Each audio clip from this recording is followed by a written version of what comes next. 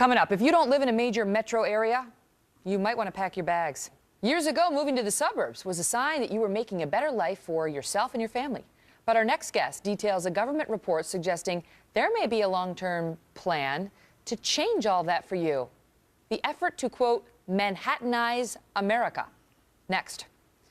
Well, if you live in the suburbs, don't get too comfy. Our next guest says the Obama administration has plans to push Americans slowly but surely out of the burbs and into the big cities as a means to, quote, spread the wealth around. Joining us now is Stanley Kurtz. He's author of Spreading the Wealth, How Obama is Robbing the Suburbs to Pay for the City. And this isn't based on your book, this claim. This is based on something you actually saw President Obama and the administration do last week. Explain, Stan. Well, that's right, Megan. It looks like President Obama's plans to fight global warming are going to hurt America's suburbs. And that's because the Obama administration believes in something called smart growth. Now, the idea of smart growth policies is that you should get out of your car, don't move to the suburbs, you should live in a tiny, densely packed apartment building in the city where you would walk and take public transportation, don't drive. And that smart growth, and the Obama administration is gearing up to impose these smart growth policies on the country, and that would be bad for America's suburbs. How would they do it? How would they make us move from the suburbs to the city? Because most of the folks who live in the suburbs like the suburbs. They don't want to live in the city. How would they make us do it? Well, there are several plans, Megan, and part of the idea is just to stop people from moving out to the suburbs in the first place. But in the end, it might even get some people who are living in suburbs to head to the cities. Last week, the Energy Department released a series of reports that touted a new strategy for cutting back on carbon dioxide emissions. The idea is to make all federal funding conditional on adherence to these smart growth principles. So let's say the federal government is thinking of funding a new school or a new highway. Well, if this idea goes through, the government would say, well, let's look at the population density. If you've got a high population density, we'll give you the federal money. If you don't, you're not going to get the money. And that would start channeling new development away from the suburbs and into the cities. And if you think about it, it's actually a way of redistributing the wealth of the suburbs to the cities. This is an actual proposal that was put forward? Well, a report came out called Transportation Energy Futures, and one of these reports floated this proposal. At this stage, it's a trial balloon, I think you could say, but there's another similar proposal that, according to a news report, the Obama administration has already decided on.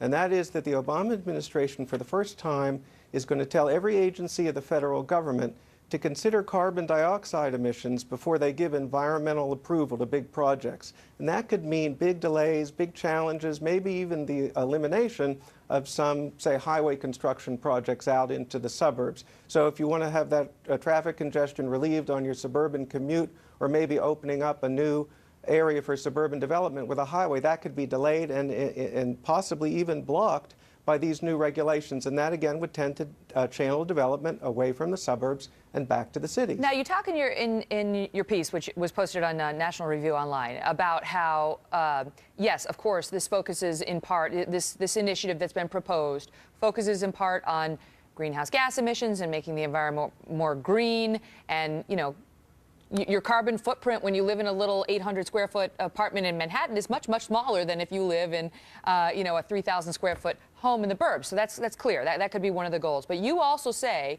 that this is about wealth redistribution on a grand scale. How so? How is it a redistribution of wealth? Well, that's what I talk about in the book, Megan. If you go back to Obama's whole political history, people don't realize it, but he's been a big backer of a movement called regionalism. The whole idea of regionalism is that there's something fundamentally unfair about the very existence of suburbs, because when people move out to suburbs, they take their tax money with them. And President Obama and some of the people he used to work with in his political career believed that that was somehow unfair to the cities. So if you put in these smart growth policies and you say it's all about carbon dioxide and global warming, you still are channeling all that federal money, which comes from all of our taxes after all, into the cities and away from the suburbs. And that's a way of redistributing wealth from the suburbs to the cities. And in the minds of these advocates of regionalism that Obama has always worked with, this is a way of redistributing money back away from the suburbs and into the cities. But you still, I mean, you still have the same crop of people. So if you're forcing folks who live in the suburbs to eventually move back into the city, or people who live in the city not to move out to the suburbs, it's still the same people. You're not going to change their political worldview. You're not going to change their voting habits necessarily. Well, some people think it might change voting habits. It's unclear whether that will really happen. But the point for these regionalists is that you're stopping tax money from being taken away from the cities and put into the suburbs. These regionalists think that there's something fundamentally unfair about that. So what they first want to do is get taxpayers back to the cities so that their money can go into the coffers of those city governments and not the suburban governments. And maybe the politics will take care of itself after that. You call it an effort to Manhattanize America. And a lot of our viewers won't like the thought of that, since there's a reason they've chosen not to live in Manhattan. And it's not just the, lockjam traffic at rush hour and the taxi cabs and the pollution and all that. Sorry, Mayor Bloomberg, but you know what I'm talking about. And they don't necessarily want Iowa to look like Manhattan. But in any event, Stanley, very interesting hearing your perspective. Thank you, sir. Thank you, Megan.